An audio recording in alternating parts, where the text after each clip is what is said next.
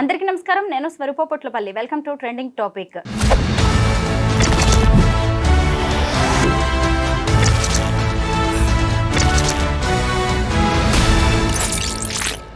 Betting యాప్స్ను promote చేస్తున్న వారి చుట్టూ ఉచ్చు బిగిస్తోంది. సోషల్ మీడియా ఇన్ఫ్లుయెన్సర్స్తో పాటు సినీ స్టార్స్ కూడా ఇప్పుడు ఈ లిస్టులోకి వచ్చి చేరారు. రాణా, విజయ్ దేవరకొండ, నిధి అగర్వాల్, ప్రకాష్ రాజ్, అనన్య, ఇలా చెప్పుకుంటూ పోతే లిస్టు పెద్దగానే ఉంది. చాలా మందికి పోలీసులు ఇప్పుడు నోటీసులు ఇచ్చారు. ఎఫ్ఐఆర్ కూడా చేసే అవకాశం కనిపిస్తోంది. అసలు వీళ్ళందరినీ కూడా అరెస్ట్ చేసే అవకాశం ఉందా? గేమింగ్ చట్టాలు ఏం చెబుతున్నాయి? ఎలాంటి శిక్షలు పడతాయి? ప్రస్తుతం నాతో పాటు హైకోర్టు అడ్వకేట్ సుబ్బు సింగపోగు గారు ఉన్నారు. ఆయనతో మాట్లాడి ఈ కేసుల గురించి తెలుసుకుందాం. నమస్తే సుబ్బు గారు. నమస్తే అండి. సుబ్బు గారు, గేమింగ్ చట్టాలంటే ఏంటి? ఈ బెట్టింగ్ యాప్స్ ను ప్రమోట్ చేస్తున్న సెలబ్రిటీస్ కి ఎలాంటి శిక్షలు పడే అవకాశం ఉంది? తప్పకుండా అయ్యే కదండి. మీరు ఎఫ్ఐఆర్ చూసుకుంటే పంజగుట్ట పోలీస్ స్టేషన్లో చూసుకున్నట్లయితే దాదాపుగా మొన్న వచ్చిన రిపోర్ట్ ప్రకారం 15 మంది అయ్యారు. నిన్న వచ్చిన రిపోర్ట్ ప్రకారం 25 మెంబర్స్ అయ్యారు. ఈరోజు కొత్తగా చాలా మంది యాడ్ అయ్యారు. అయితే గేమింగ్ యాక్ట్ అంటే జోద చట్టం 1867 ఏం చెప్తుందంటే, అయితే చట్టానికంటే ముందుగా అసలు ఫస్ట్ గేమింగ్ యాక్ట్ అనేది మన తెలంగాణ, ఆంధ్ర 2 రాష్ట్రాల్లో ప్రొహిబిటెడ్, చట్టబద్ధత లేదు. అయితే ఒడిశా, తర్వాత హర్యానా, మధ్యప్రదేశ్ ఇలాంటి కొన్ని స్టేట్స్లలో కొన్ని తక్కువ యాప్స్కి అంటే పర్మిషన్ ఇచ్చేది, కానీ చట్టబద్ధత అయితే ఏం కల్పించలేదు. అయితే మొట్టమొదటికి ఈ గేమింగ్ యాక్ట్ ఏదైతే ఉందో దీనికి సంబంధించి ఇప్పుడు ఈ బెట్టింగ్ యాప్స్ కానివ్వండి, లోన్ యాప్స్ కానివ్వండి, వీటన్నిటికీ సంబంధించి నిర్దిష్ట ప్రమాణాలు కలిగినటువంటి చట్టాలు ఇంకా అమల్లో లేవు. అయితే వాటి ద్వారా మోసపోయిన వాళ్ళందరినీ కూడా గేమింగ్ యాక్ట్ ద్వారా మాత్రమే శిక్షించడం జరుగుతుంది, అంటే పనిష్ చేయడం జరుగుతుంది. ఇప్పుడు ఎవరైతే ఈ సినీ సెలబ్రిటీలు ఎవరైతే ఉన్నారో వీళ్ళందరూ కూడా గేమింగ్ యాక్ట్ ద్వారానే, మీరు చూసుకున్నట్లయితే ఆ ఇచ్చిన 5 సెక్షన్లు కూడా ఏవైతే ఉన్నాయో అవన్నీ కూడా నాన్ కాగ్నైజబుల్ అఫెన్సెస్. కాగ్నైజబుల్ కాదు అంటే 7 సంవత్సరాల లోపు గాఢత కలిగిన అంటే గాఢత లేని నేరాల కిందకు వస్తాయి అన్నట్టు. సో వీటన్నిటిలో మ్యాక్సిమం ఏంటంటే పంజాగుట్ట పోలీస్ స్టేషన్ కానివ్వండి, మియాపూర్, ఇంకెక్కడైనా సరే ఎఫ్ఐఆర్లు నమోదైతే ఖచ్చితంగా వాళ్ళకే అంటే పోలీస్ ఎంక్వైరీ ఎవరైతే ఐఓ ఉన్నారో, ఇన్వెస్టిగేషన్ ఆఫీసర్, వాళ్ళ ఎంక్వైరీకి పిలిచి వాళ్ళ దగ్గర నుంచి వివరణ తీసుకొని వాళ్ళకి 41 సిఆర్పిసి నోటీస్ ఇవ్వడం జరుగుతుంది. కానీ కొన్ని ప్రత్యేక కేసులలో, అంటే ఇలాంటి సెలబ్రిటీస్ ఉన్నటువంటి కొన్ని ప్రత్యేక కేసులలో ఏంటంటే రేరెస్ట్ ఆఫ్ ద రేర్ కేసులుగా కూడా తీసుకోవడానికి అవకాశాలు ఉంది. అంటే ఐఓ డిపెండెడ్ ఆన్ ఐఓ వాళ్ళు ఏ విధంగా అయితే వాళ్ళు దీనిని అంటే గాఢత కలిగిన నేరాలుగా కూడా ఎఫ్ఐఆర్ ఆల్టర్ చేయడానికి అవకాశాలు ఉంటుంది. అయితే ఇప్పుడు ఈ లోన్ యాప్స్ కానివ్వండి, తర్వాత బెట్టింగ్ యాప్స్ కానివ్వండి, దీని ద్వారా ఏంటంటే మన తెలంగాణలో ఈ ఒక్క సంవత్సరంలో 1000 మంది చనిపోవడం జరిగింది. So it's not a small issue, ఇది నేషనల్ ఇష్యూ. సో కాబట్టే చూడండి, డ్రీమ్11 కానివ్వండి, తర్వాత మెట్రో స్టేషన్లో కూడా చాలా అంటే లోన్ యాప్స్ ప్రమోషన్స్ అనేవి వాణిజ్య ప్రకటనలు ఇవ్వడం జరుగుతుంది. సో వాటన్నిటికీ చట్టబద్ధత ఉందా అంటే చట్టబద్ధత లేదు. వాటికి నిర్దిష్టమైనటువంటి గవర్నమెంట్ ప్రమాణాలు కూడా లేవు. అవన్నీ ఏంటంటే ఏవో అంటే కొంతమంది అండర్దండలు చూసుకొని అంటే పెద్ద అంటే రాజకీయ నాయకులు కొంతమంది స్టేట్ లెవెల్లో కానివ్వండి, లేకపోతే నేషనల్ లెవెల్లో కానివ్వండి, కొంతమంది రాజకీయ నాయకులు అండదండలు తీసుకొని పుట్టగొడుగులా పుట్టుకొచ్చే యాప్స్, వాటన్నిటి వెనకాల ఖచ్చితంగా రాజకీయ నాయకులు అస్సలు లేకుండా అవి ప్రాముఖ్యం పొందవు. అదేవిధంగా ఎవరైతే చోటా మోటా ఇన్ఫ్లుయెన్సర్స్ ఉన్నారు, సినిమా సెలబ్రిటీస్ ఉన్నారు, వాళ్ళందరూ కూడా ఏదో గుడ్లో మెల్లలాగా ప్రమోషన్స్ చేయరు. మీరు చూడండి, మనం ఒక స్టోర్కి వెళ్ళాం అనుకోండి, వాణిజ్య ప్రకటన ఉన్నటువంటి ఒక ప్రోడక్ట్ని మాత్రమే మనం చూస్ చేసుకుంటాం. వాణిజ్య ప్రకటన లేనివి అంటే అడ్వర్టైజ్మెంట్ లేని ఏ ప్రోడక్ట్ అయినా సరే, అది ఎంత మంచిదైనా సరే, వాటి వైపు మనం ఓహో ఇదేదో నార్మల్ లోకల్ అనుకుంటా అని కొట్టిపడేస్తున్నాం, అది ఎంత మంచిదైనప్పటికీ కూడా. అంటే ఇక్కడ ఇంతమంది దాదాపుగా 1000 మంది చనిపోవడానికి, లక్షల మంది బెట్టింగ్ యాప్స్లో కోట్ల రూపాయలు పోగొట్టుకోవడానికి కారణం ఎవరైతే ఈ సెలబ్రిటీస్ ఉన్నారో, ఇన్ఫ్లుయెన్సర్స్ ఉన్నారో, వీళ్ళ ద్వారా మాత్రమే క్షేత్రస్థాయిలో నుంచి గ్రామ స్థాయి వరకు కూడా ఈ యాప్స్ అనేవి ప్రమోషన్ చేయడం ద్వారా మాత్రమే వెళ్ళాయి. సో చాలామంది లక్షల్లో పోగొట్టుకున్నారు. దాంతో పాటుగా ఏంటంటే కొత్త స్కామ్లు చూడండి, ఒక అన్నోన్ కాల్ నుంచి వీడియో కాల్ వస్తుంటుంది. దాన్ని ఆన్సర్ చేసామనుకోండి, ఆపోజిట్లో ఎవరో ఒక ఫీమేల్ న్యూడ్గా తను కాల్ చేస్తూ రిమూవ్ యువర్ క్లాత్స్ అని అతనికి మెసేజ్ చేస్తుంటే, వాళ్ళు నిజంగా ఆవిడ అమ్మాయి అనుకొని వీళ్ళు కూడా న్యూడ్గా ఉండి వాళ్ళకి అంటే చాట్ చేయడం జరుగుతుంది. సో దాన్ని వెంటనే ఒక 10 సెకండ్స్ 15 సెకండ్స్ తర్వాత వాళ్ళు దాన్ని రికార్డ్ చేసి వాళ్ళు ఎవరైతే కాల్ చేస్తారో వాళ్ళకి పంపించి డబ్బులు గుంజడం కూడా లాంటి కార్యక్రమాలు కూడా జరుగుతున్నాయి. So not only loan apps, తర్వాత నాట్ ఓన్లీ బెట్టింగ్, రకరకాల క్రైమ్స్ ఇవన్నీ కూడా సైబర్ క్రైమ్ కిందకు వస్తుంటాయి అన్నట్టు. అయితే ఇవన్నీ ఏంటి అని చూస్తే ఆర్థిక అంటే ఫినాన్షియల్ స్కామ్ కిందకు వస్తుంటాయి. సో ఇవన్నీ ఎక్కడి నుంచి ఆపరేట్ జరుగుతున్నాయి, ఎవరు ఆపరేట్ చేస్తున్నారు అనే దానికి వస్తే జీరో. అంటే క్వెషన్ మార్క్ అన్నట్టు. ఎక్కడి నుంచి జరుగుతున్నాయి? ఎవరు ఆపరేట్ చేస్తున్నారు? ఎవరి దగ్గర నుంచి ఎవరికి ఈ డబ్బులు అంటే ఎవరి అకౌంట్‌లోకి వెళ్తున్నాయి? ఎవరు దీనికి కర్త, కర్మ, క్రియ అనేది తెలుసుకోవడానికి ఎవరు తెలుసుకోలేకపోతున్నారు. సో, ఎవరైతే ఈ బెట్టింగ్ యాప్స్ ప్రమోషన్ చేసిన వాళ్ళున్నారో, వీళ్ళతో పాటుగా ప్రమోషన్ చేసిన వీళ్ళతో పాటుగా ఎవరైతే నిర్వాహకులున్నారో, దానికొక ఆఫీస్ ఉండదు. దానికొక మేనేజర్ ఉండడు. దానికొక మేనేజింగ్ డైరెక్టర్ ఉండడు. దానికొక ఎగ్జిక్యూటివ్స్ ఉండరు. ఎవరు ఉండరు. అదొక యాప్, ఒక అప్లికేషన్. ఒక ఆండ్రాయిడ్ ఫోన్‌లో వచ్చే ఒక అప్లికేషన్. ఆ అప్లికేషన్‌కి ఒక తీరు తెన్ను ఉండదు. సో, ప్రమోషన్ చేసిన వాళ్ళతో పాటుగా ఈ అప్లికేషన్‌ని అంటే ఇంప్రూవ్ చేసిన వాళ్ళని, తర్వాత అప్లికేషన్ అంటే ఈ లోన్ యాప్‌లు గానివ్వండి, లేదంటే బెట్టింగ్ యాప్స్ గానివ్వండి, ఇవన్నీ అప్లికేషన్‌గా ఫోన్‌లో రావడానికి కారణమైన వాళ్ళని కూడా దీంట్లో అంటే ఆహ్, బాధితులుగా సారీ అక్యూజ్డ్‌గా చేస్తే మంచిదనేది నా ఉద్దేశ్యం. ఇప్పుడు చూడండి, సినిమా సెలబ్రిటీలు గానివ్వండి, లేదంటే సోషల్ మీడియా ఇన్‌ఫ్లుయెన్సర్ గాని, ఎవరైనా సరే డబ్బు కోసమే ఏదన్నా చేస్తుంటారు. సో, ఈ విధంగా చేయడం అనేది తప్పు. దేని గురించైనా మనం వాణిజ్య ప్రకటన ఇచ్చేటప్పుడు కనీసం దాని గురించి తెలుసుకోవడం అనేది కనీస బాధ్యత. వృత్తి ధర్మం అంటారు గదా! వృత్తి ధర్మం. కనీసం దాని గురించి తెలుసుకోకుండా ఏవో డబ్బులొస్తున్నాయని కోఆర్డినేటర్స్, మేనేజర్స్ చెప్పేసారని జెప్పి వాటి గురించి యాడ్ జేయడం వల్ల ఎంతోమంది ఈరోజు గ్రామ స్థాయిలో చూస్తే 'హర్ష సాయి' చేసిన మనీ యాప్‌కి చాలామంది అడిక్ట్ అయ్యి చాలా లక్షల్లో అంటే లక్షల్లో పోగొట్టుకోవడం జరిగింది. నా దగ్గర ఒక టీచర్ ఉన్నారు, గవర్నమెంట్ టీచర్. వాళ్ళ అబ్బాయి దాదాపుగా రూ. 6,00,000 రూ. 7,00,000 ఈ బెట్టింగ్ యాప్ ద్వారా పోగొట్టుకోవడం జరిగింది.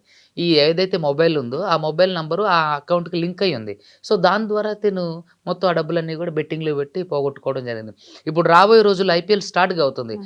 భారతదేశంలో అత్యంతంగా భారీ స్థాయిలో బెట్టింగ్స్ జరగడానికి అవకాశం ఉంది. సో, గవర్నమెంట్ దీన్ని ముందుగానే అంటే దూరదృష్టితో ఆలోచించి ఈ బెట్టింగ్ యాప్స్ మీద అదే విధంగా లింక్స్ ద్వారా ఓపెన్ చేసి మనీ పెట్టడం ఉంటుంది. తర్వాత యాప్స్ ద్వారా మనీ పెట్టడం ఉంటుంది. తర్వాత ఒక థర్డ్ పార్టీ ఒక వ్యక్తి ఉండడం. సో, తన దగ్గర హవాలా రూపంలో వెళ్ళటం జరుగుతుంది. సో, కాబట్టి వీటన్నిటిని గూడా నియంత్రించగలిగితే చిన్న సన్నకారు రైతుల దగ్గర నుంచి, చిరు వ్యాపారుల దగ్గర నుంచి, నిరుద్యోగుల దగ్గర నుంచి, విద్యార్థుల దగ్గర నుంచి ఆర్థిక లూటీ జరగకుండా కాపాడగలుగుతాం అనేది మాత్రం స్పష్టమైన అంశం. సో, ఇప్పుడు ఈ గేమింగ్ యాక్ట్ కింద వీళ్ళందరిని పనిష్ చేస్తున్నారు గాబట్టి, ఇవన్నీ నాన్ కాగ్నైజబుల్ అఫెన్సెస్ గాబట్టి, దీంట్లో సాధారణంగా ఎంతమంది మీద ఎఫ్ఐఆర్ చేసినా సరే, సాధారణ ఎంక్వైరీకి పిలిచి 41A సీఆర్‌పీసీ నోటీస్ ఇచ్చి వాళ్ళ వివరణ తీసుకున్న తర్వాత మాత్రం అంటే వాళ్ళ దగ్గర నుంచి వివరణ తీసుకున్న తర్వాత మాత్రమే ఏదైనా యాక్షన్ తీసుకోవడానికి అవకాశం ఉంటుంది. సో, దీన్ని ఒక ప్రత్యేకమైన కేస్‌గా మనం చూడాల్సి ఉంటుంది. సో, దీంట్లో ఎంతోమంది 1000 మంది చనిపోవడం అంటే సాధారణమైన విషయం కాదు కాబట్టి, వీళ్ళందరినీ గూడా చట్ట ప్రకారం శిక్షించడానికి దీంట్లో కాగ్నైజబుల్ అఫెన్సెస్ గూడా యాడ్ చేసి, అంటే ఒక వ్యక్తి డైరెక్ట్‌గాను, ఇండైరెక్ట్‌గాను వ్యక్తికి అంటే చాలామంది చావుకు కారణమవుతున్నారు గాబట్టి, వీళ్ళ మీద గూడా హత్యా నేరాలు మోపి వీళ్ళని జైలుకి పంపించినట్లయితే రానున్న రోజుల్లో ఇంకొకళ్ళు ఇలాంటి సాహసం అంటే దుస్సాహసం చేయడానికి సంకోచిస్తారనేది ఒక అడ్వకేట్‌గా నా అభిప్రాయం. సామాన్యులైన సెలబ్రిటీస్ అయినా ఎవరైనా సరే చట్టానికి అతీతులు అతిథులు కాదు. కాదు. వాళ్ళు చేసిన నేరాన్ని బట్టే శిక్ష తీవ్రత కూడా ఉంటుంది. అవును. సుబ్బు గారు, ఇప్పుడు పోలీసులు ఈ కేసులో స్పీడ్ అయితే పెంచారు. ముఖ్యంగా అసలు ఈ బెట్టింగ్ యాప్స్ వాడి ఎంతమంది నష్టపోయారు, ఎంతమంది ఆత్మహత్యలు చేసుకున్నారనే దాని మీద అయితే ఫోకస్ చేశారు. అవును. ఇప్పటికీ 15 మంది ఇలా ఆత్మహత్య చేస్తున్నట్టుగా కేసులు కూడా బుక్ అయ్యాయి. హ్మ్. అయితే ఇప్పుడు దీన్ని బట్టి ఈ నేర తీవ్రత అనేది తెలిసిపోతుంది కాబట్టి దాన్ని బట్టి శిక్షలు ఉంటాయా? అయితే మీరు ఇక్కడ ఇంకొకటి చూసుకోవాలి. మీరేంటంటే ఈ బెట్టింగ్ యాప్ ప్రమోషన్ చేసిన వ్యక్తి నేరుగా ఇంకొక వ్యక్తి చావుకి కారణం కాలేదు. ఒక ఒక యాప్‌ని ప్రమోషన్ చేయడం ద్వారా మాత్రమే ఈ వ్యక్తి చనిపోవడం అంటే ఇన్‌ఫ్లుయెన్స్ అయ్యి చనిపోవడానికి కారణం అవుతది. సో, ఇండైరెక్ట్‌గానైనా సరే, డైరెక్ట్‌గానైనా సరే నేను అదే అంటున్నా. దీన్నొక మానవతా కోణంతో తీసుకొని, ఖచ్చితంగా దీన్నొక మానవతా కోణంతో తీసుకొని, ఎవరైతే బెట్టింగ్ యాప్స్ ప్రమోషన్ చేసినోళ్ళు వాళ్ళ మీద హత్య నేరాలు గూడా. ఏందంటే వీళ్ళు ఇండైరెక్ట్‌గా వాళ్ళ చావుకు కారణమయ్యారు. సో, కాబట్టి వీళ్ళందరి మీద కూడా కాగ్నైజబుల్ అఫెన్సెస్ కూడా పెట్టి, ఒక డ్రగ్స్ కేస్ లాగో, లేదంటే మనం అంతకుముందు 2016, 17లో వైరల్ అయినటువంటి డ్రగ్స్ కేసు, సినిమా ఇండస్ట్రీలో డ్రగ్స్ కేసు. సో, అదేమైందో ఇప్పటివరకు తెలీదు. తర్వాత హైడ్రా తర్వాత ఏం జరిగిందో మీరు చూస్తూనే అలాగే ఒక హైడ్రా లాగా ఒక డ్రగ్స్ కేస్‌లా కాకుండా దీన్ని ఆచరణాత్మకంగా తీసుకొని నిజమైన కారకులు ఎవరైతే ఉన్నారో వాళ్ళందరిని చట్టం ముందు అంటే వాళ్ళ మీద కఠిన కారాగార శిక్ష. అంటే అంటే వాళ్ళకి లైఫ్ ఏస్తేనే మంచిదనేది నా ఉద్దేశ్యం. అదేవిధంగా ఇలా ఎంతోమంది చావుకు కారణమైనటువంటి ఈ సోషల్ మీడియా ఇన్‌ఫ్లుయెన్సర్స్ ఎవరైతే ఉన్నారో, ఈ చోటా మోటా ఇన్‌ఫ్లుయెన్సర్స్, తర్వాత బడా హీరోలు, సెలబ్రిటీస్ వీళ్ళెవరైతే ఉన్నారో నాకు తెలిసినంత వరకు ఒక వ్యక్తిగా నా అభిప్రాయం ఏంటంటే వీటి గాఢత గురించి తెలియక వీటిని ప్రమోషన్ చేశారేమో అనేది ఒక నా ఆలోచన.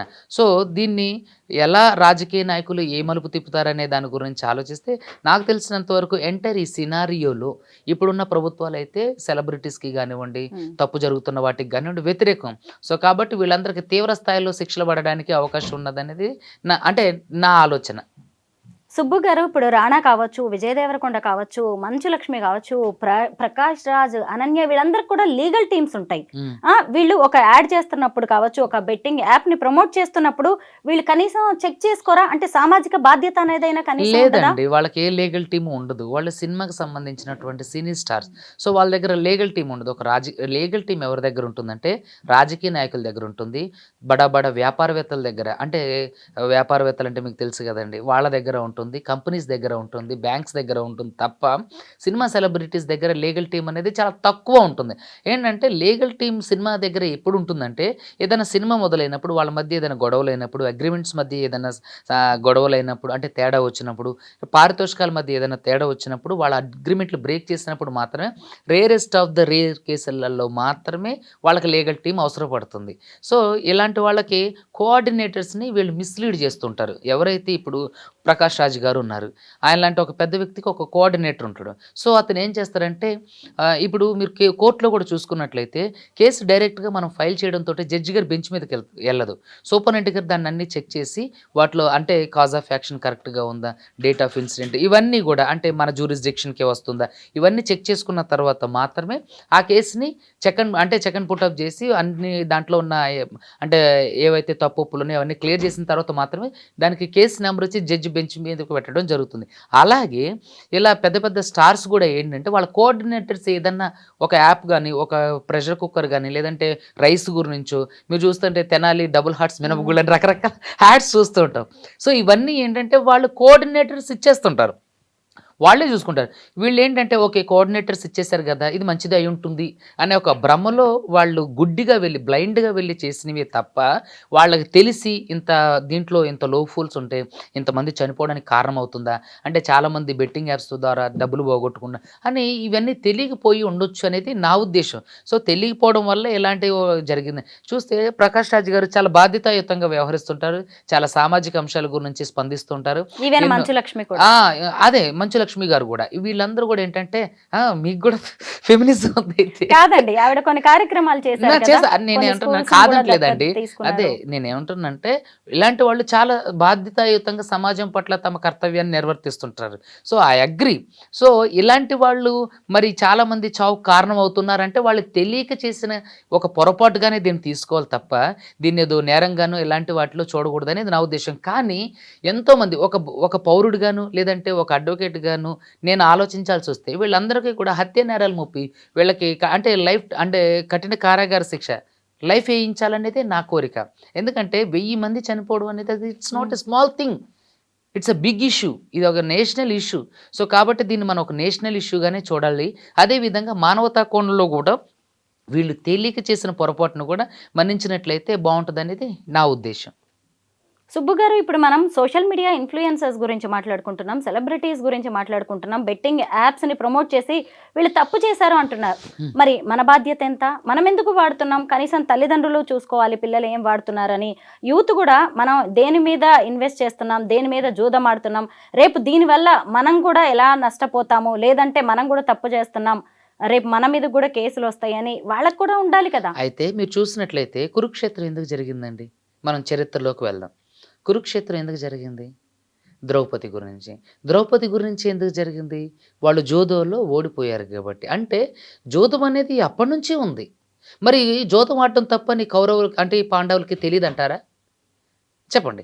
అంటే అదే విధంగా ఇప్పుడు పిల్లలు ఉన్నారు, నిరుద్యోగులు ఉన్నారు, తర్వాత విద్యార్థులు ఉన్నారు, చిరు వ్యాపారులు ఉన్నారు, తర్వాత చిన్న సన్నకారు రైతులు ఉన్నారు. వీళ్ళందరికీ ఏంటంటే డబ్బు సంపాదించాలనే ఒక ఆలోచన ఉంటుంది.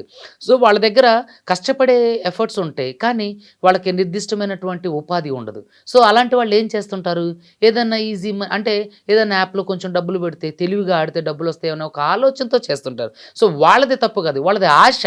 ఈ బెట్టింగ్ ప్రమోషన్ చేసే వాళ్ళది ఏంటంటే అవకాశం. మీరు చూసినట్లయితే ఆశకి, అవకాశానికి చాలా వ్యత్యాసం ఉంది. ఆశ అంటే ఈరోజు ఏదైనా కొంచెం డబ్బులొస్తే నా కుటుంబాన్ని పోషించుకోవచ్చు, కొంచెం నా ఆర్థిక అవసరాలకి పనికొస్తాయని చేసేది వేరు. పరమావధిగా డబ్బులే సంపాదించాలనే లక్ష్యంతో ఎంతోమంది ఎవరెక్కడ పోతే మాకేంటి ఈ బన్నీ ఏది బయ్యా సన్నీ యాదవ్ లాంటోడు, హర్ష సాయి లాంటోడు, విష్ణుప్రియ ఇట్లా రకరకాల మందున్నారు. సో వీళ్ళందరూ కూడా ఏంటంటే డబ్బులే పరమావధిగా వాళ్ళెక్కడ పోతే మాకేంటి, సమాజంలో ఎక్కడ ఎవరికి ఏం జరిగితే మాకేంటి, ఎవడెక్కడ చేస్తే మాకేంటి, మేము డబ్బులు అనే ఒక ఆలోచన దూరదృష్టితో ఉన్న వాళ్ళని ఏం చేయాలి? వీళ్ళది అవకాశం. సో ఆశకి, అవకాశానికి చాలా డిఫరెన్స్ ఉంది. సో కాబట్టి జోదం అనేది ప్రతి స్థాయిలోని అది ప్రమాదకరమైంది. సో కాబట్టి జోదం ఆడే వాళ్ళకి నేను ఇచ్చే ఒకటే సలహా ఏంటంటే, జోదం అంటేనే పోగొట్టుకోవడం. దాంట్లో డబ్బులు సంపాదించడం అనేది ఏమి ఉండదు. మీరు మన విలేజ్ స్థాయిలో చూసుకున్నా సరే ఎంత పేకాట ఆడేవాడు ఎంత నైపుణ్యం కలిగిన వాడైనా సరే చివరకు వాడు ఆస్తినంతా కోల్పోతారు. అదేవిధంగా పేకాట కానివ్వండి, పందెం కోళ్ళు కానివ్వండి, చిరగుండ్లు అంటారు, తర్వాత చిత్తులాట అంటారు, ఇంకా రకరకాలుగా ఉన్నాయి వీటికి పేర్లు. కార్డ్స్, ప్లేయింగ్ కార్డ్స్ ఇట్లా రకరకాలుగా ఉన్నాయి. సో ఇవన్నీ కూడా ఎంటైర్ ఏంటంటే ఆడే వ్యక్తి మాత్రమే ఈ డబ్బులు కోల్పోతాడు. ఎవడైతే నిర్వాహకుడు ఉండో వాడు మాత్రమే సంపాదిస్తాడు. ఇది ఒక లాజిక్. సో కాబట్టి దయచేసి ఈ జోదం అనేది తప్పకుండా ప్రతి స్థాయిలోని కూడా ప్రమాదకరమైనది. కాబట్టి విలేజ్ స్థాయిలో నుంచి ఇంకొకటి ఏంటంటే దీంట్లో ఎక్కువగా ఐటీ ఎంప్లాయీస్లే బాధితులుగా ఉన్నారు. చాలా ఇంపార్టెంట్ క్వశ్చన్ ఏంటంటే ఐటీ ఎంప్లాయీస్ దీంట్లో చాలామంది బాధితులుగా ఉన్నారు.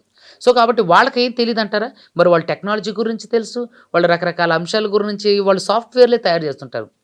ఏంటంటే ఇదొక మానసిక వ్యసనం. ఈ మానసిక వ్యసనానికి ప్రతి ఒక్కళ్ళు ఖచ్చితంగా బాధితులు అవ్వాల్సిందే. సో కాబట్టే మనం ముందుగా వీళ్ళని ఇండికేట్ చేస్తున్నాం, వీళ్ళని హెచ్చరిస్తున్నాం. దయచేసి ఈ మానసిక వ్యసనం నుంచి బయటికి రండి. ఎవరు కూడా బెట్టింగ్ యాప్స్లో ప్రమోషన్ చేయకండి. అదేవిధంగా ఆ ప్రమోషన్ చేసిన యాప్స్ని నమ్మి మీరెవరు కూడా ఆ బెట్టింగ్ యాప్స్లో పెట్టుబడి పెట్టకండి. ఇదే మీ ఆరోగ్యానికి, కుటుంబానికి, సమాజానికి ఆరోగ్యకరం, శ్రేయస్కరం. బెట్టింగ్ యాప్స్ అనేవి పెద్ద మాఫియా. దీని వెనక పెద్ద పెద్ద కంపెనీసే ఉన్నాయి. వందల మెడికల్ మాఫియా కంటే కూడా ఇది పెద్ద మాఫియా. వ్యాపారం జరుగుతోంది. మరి ఇప్పుడు వీళ్ళందరి ద్వారా తీగలాగి ఆ పెద్ద పెద్ద కంపెనీస్ ని, ఆ మాఫియాను పట్టుకునే అవకాశం లేదండి.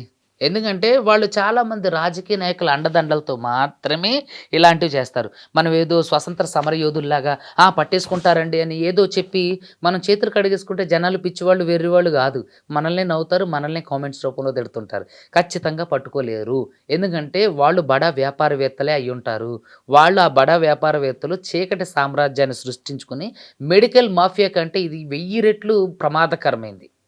సో కాబట్టి ఇదేంటంటే ఇది ఒకటి చీకటి సామ్రాజ్యం. దీనికి అధిపతులు అందరూ కూడా రాజకీయ నాయకులు ఉండొచ్చు, వాళ్ళ అండదండలతో ఎదుగుతున్న పారిశ్రామికవేత్తలు ఉండొచ్చు. వీళ్ళందరి ముఖ్య ఉద్దేశం ఏంటంటే ఆర్థిక లూటి. మీరు సజ్జనార్ గారు ఈ తేనె తుట్టని కదిపే వరకు ఎవ్వరూ పట్టించుకోలేదు ఎందుకంటారు? అంటే ఈ సమాజానికి బాధ్యత లేదా? అంటే మీరు చూసుకున్నట్లయితే 2011 నుంచి 12 నుంచి బెట్టింగ్ యాప్స్ అనేవి ఉన్నాయండి. కానీ ఈ 2-3 ఏళ్లలో మాత్రమే విపరీతంగా ప్రాచుర్యంలోకి వచ్చినాయి. ఎందుకంటే ఈ చిన్న చిన్నగా పెరుగుతూ వచ్చి పుట్టగొడుగులాగా ఒకేసారి వీధిలో 4 అంటే ఫోన్లో దాదాపుగా ఒక 100-150 యాప్ల వరకు తయారయ్యేంత భయంకరంగా తయారైనాయంటే మీరు చూడండి దాని సమస్య ఎంత తీవ్రంగా ఉందో. అయితే ఇది ఎప్పటి నుంచో ఉన్నటువంటి సమస్య. వీళ్ళు ఎవరైతే సోషల్ మీడియా ఉన్నటువంటి ఇన్ఫ్లుయెన్సర్స్ ఉన్నారు, తర్వాత చిన్న